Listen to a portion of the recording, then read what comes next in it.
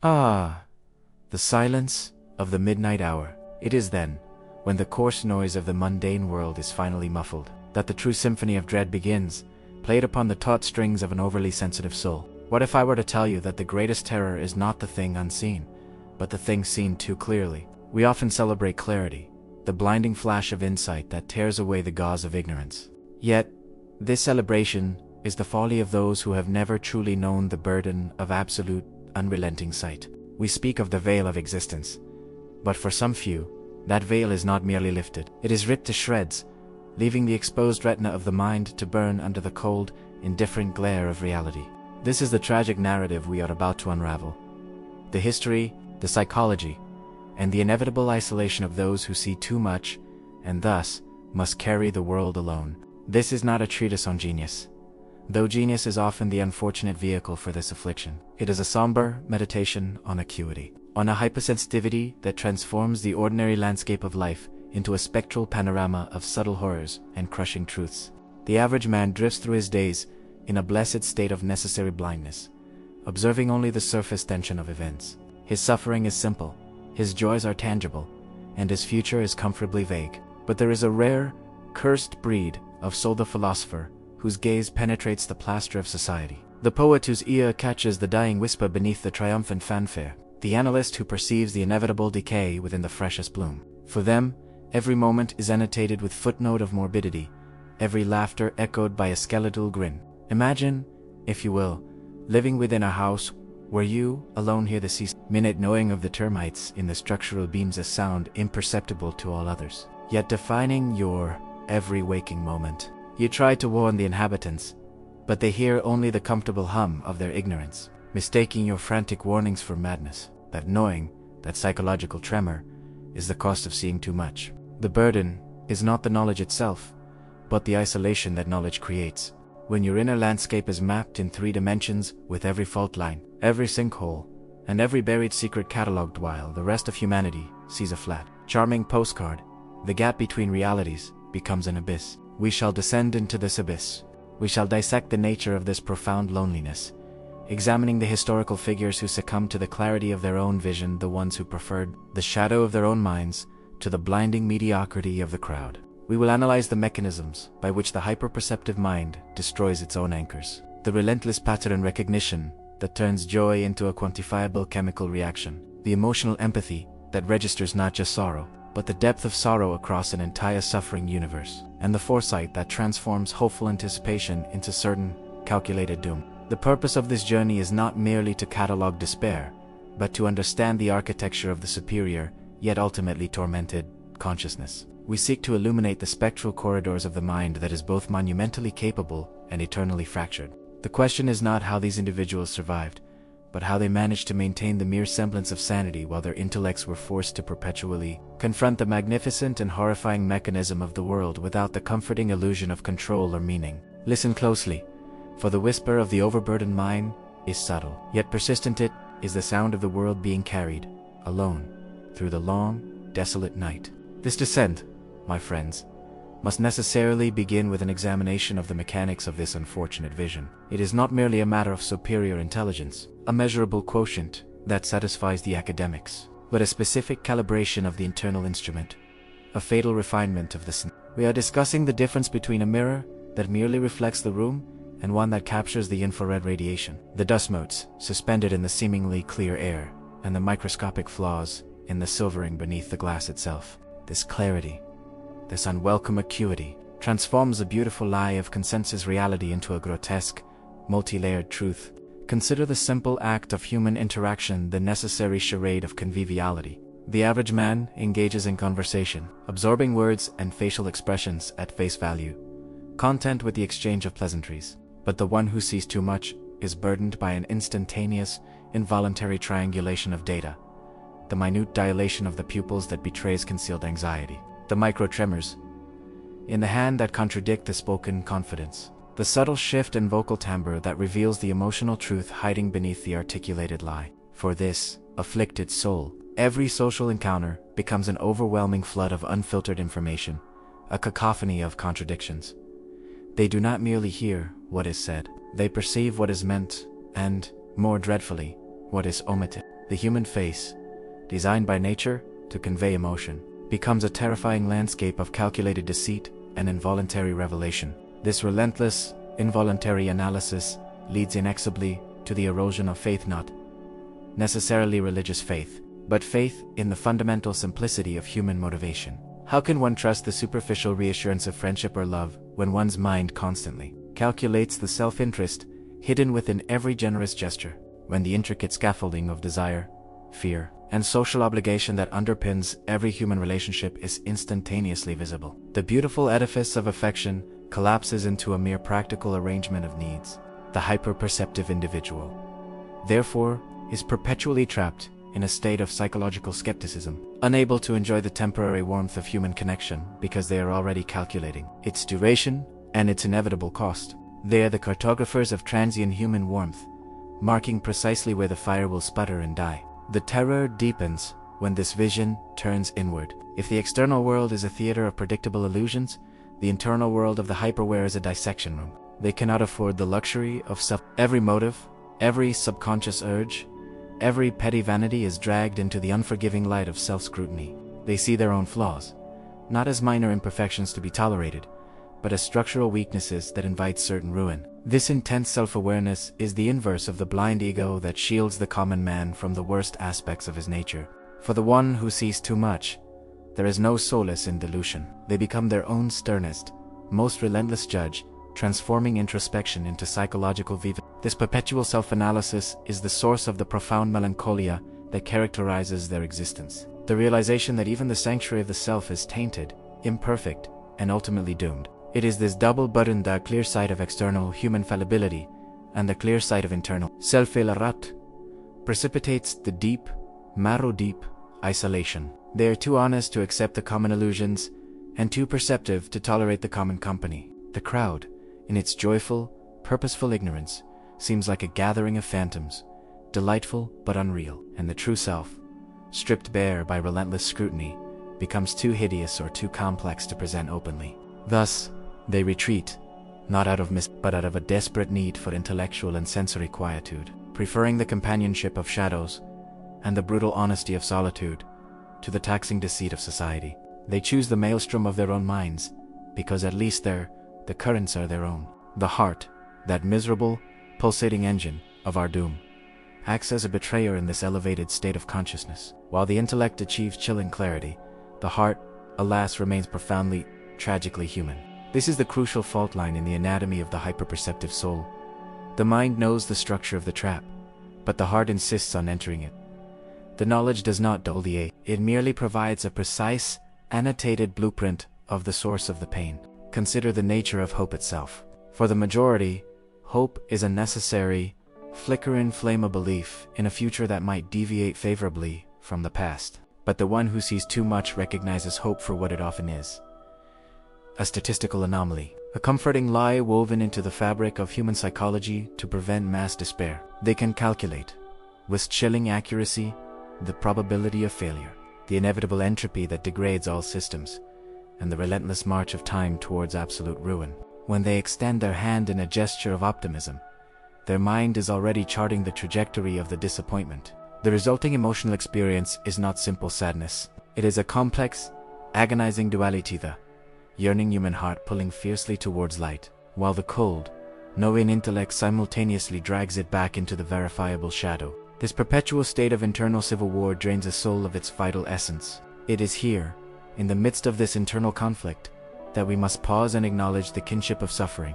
Perhaps, if you find yourself nodding not merely in intellectual agreement, but with a deep, unsettling resonance in the hollow chambers of your own being, if this narrative of overwhelming clarity feels less like a description of others and more like a whispered confession of your own secret pain, then you, too, are burdened by this relentless, agonizing sight. If you recognize the cold metallic taste of necessary solitude, if you feel the weight of truths that others blissfully ignore, I invite you to make your presence known.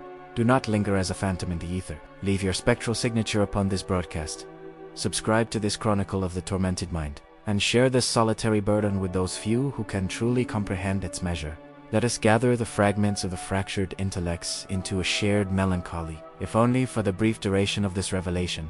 This burden of insight manifests most acutely in the fear of the mundane, terrifying realization that the real horrors are embedded not in the gothic shadows, but in the relentless, slow-motion brutality of the ordinary. The common man fears the sudden calamity. The man who sees too much fears the gradual decline. He perceives the infinitesimal movements of time as they carve lines of decay onto faces, organizations, and ideals. He is the unwilling spectator to the slow disintegration of everything precious. He knows, with certainty, that the most beautiful structure is merely a countdown timer to dust. This clarity makes commitment impossible and joy ephemeral. Every sunset is a tragedy, every promise an eventual lie, every life a perfectly plotted march towards the grave. The heart, refusing to be silenced, insists on feeling the full measure of this tragedy, amplifying the suffering from intellectual distress to visceral anguish. The mind supplies the facts of misery. The heart supplies the debilitating grief. This dual torment transforms the hyperperceptive into walking paradoxes, beings of immense analytical power rendered vulnerable and immobile by their own profound emotional capacity. They are like navigators who can perfectly chart the coming hurricane but possess no power to steer the ship away from its inevitable path. And the silence of their solitude is broken only by the deafening, ceaseless thudding of their own exposed, terrified heart-to-heart that tells the tale.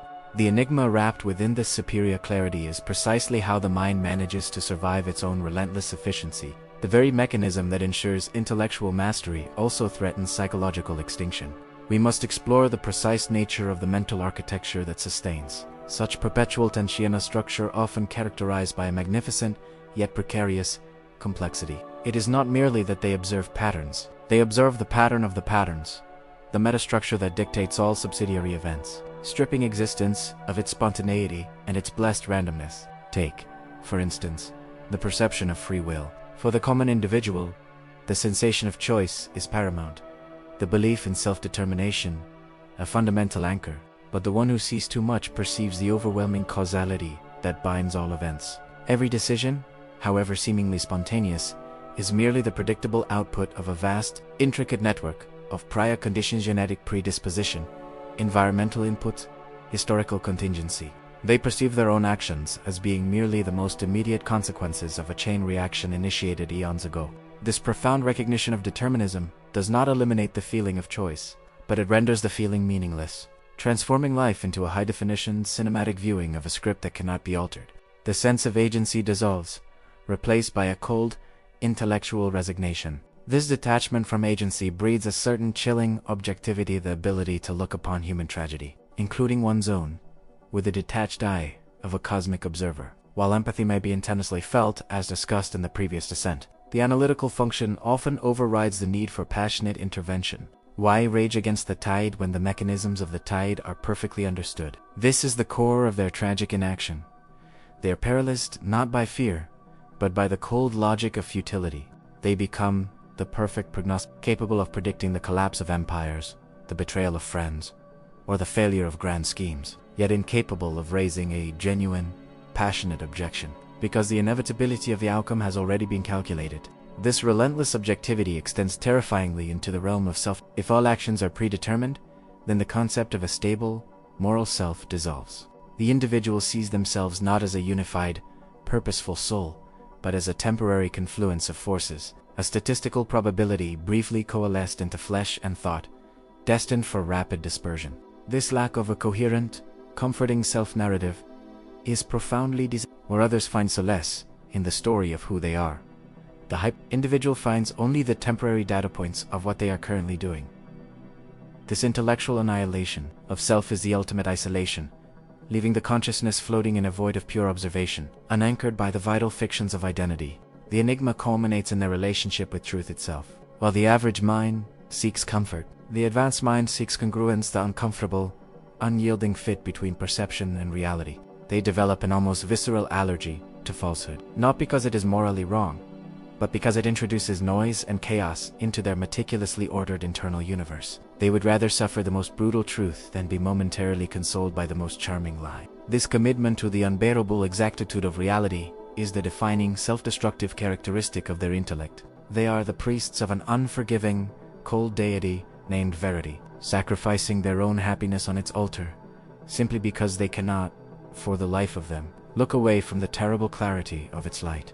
We arrive now at the harrowing zenith of our analysis, the moment where the accumulated clarity of the 4 preceding stages converges into a single Paracelsian truth. This is the climax of the Raven, the inescapable conclusion whispered by the dark prophet perched upon the bust of Pallas.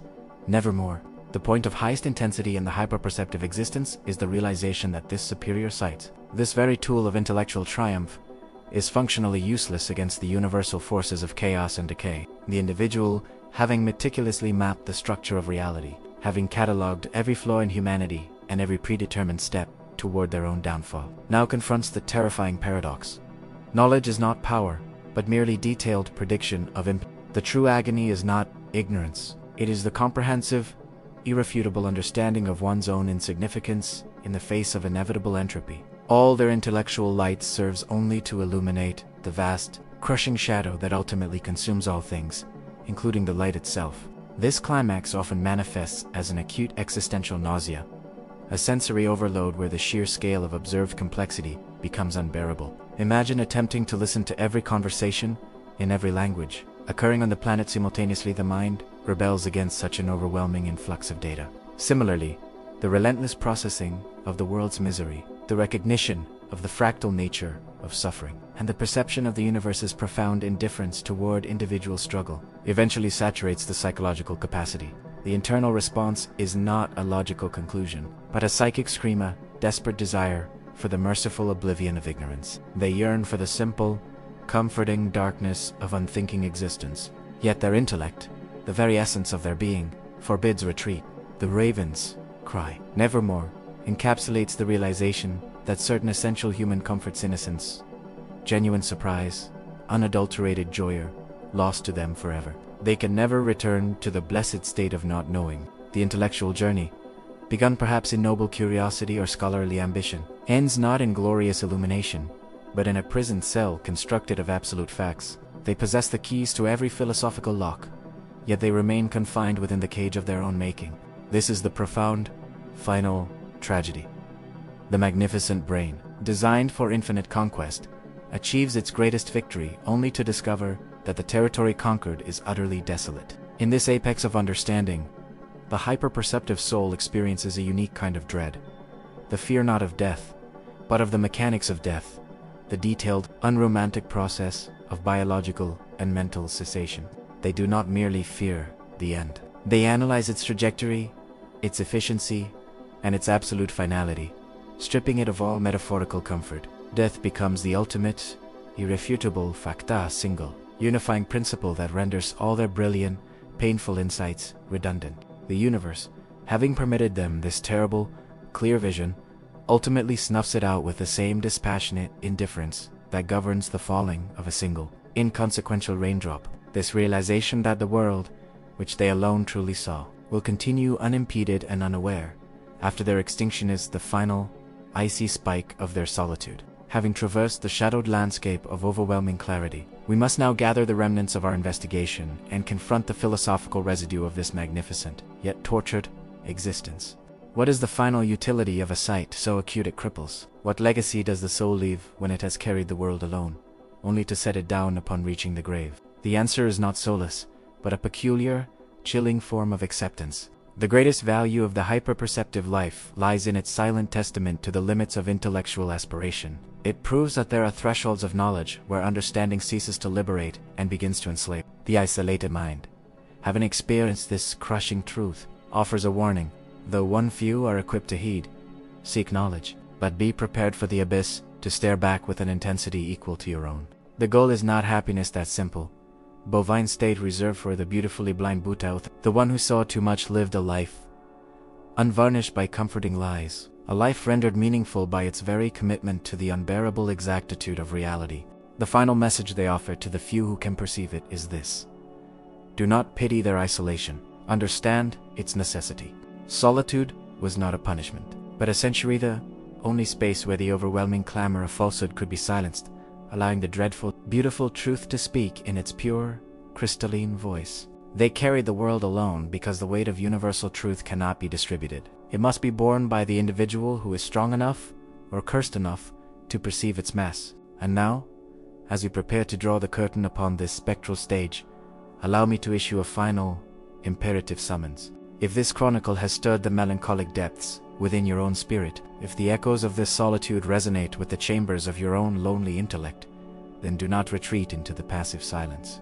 Engage with this grim testament. Write the names of those you know, whether living or those who haunt history, who suffered under the burden of their own immense sight. Share this message with those few kindred spirits who might recognize their own reflection in this morbid mirror. Give this film the currency of your contemplation, for true thought, like true sorrow, should never be left to languish unheard in the shadows. This video is not merely a performance. It is a vital document from the fringe of human experience. Ensure it reaches those who might find in its darkness a sliver of terrifying recognition. The fate of those who see too much is to carry the knowledge of their own doom, alone, through the night. But their ultimate triumph lies in the refusal to let that knowledge be diluted or distorted. They faced the shadow without flinching, even as it consumed them. And in that terrifying, unflinching gaze lies their dreadful legacy. Remember, 'tis the deepest dread is to know, beyond all doubt, that the door you have locked against the world is the very door that keeps you caged within the prison of your own perfect sight.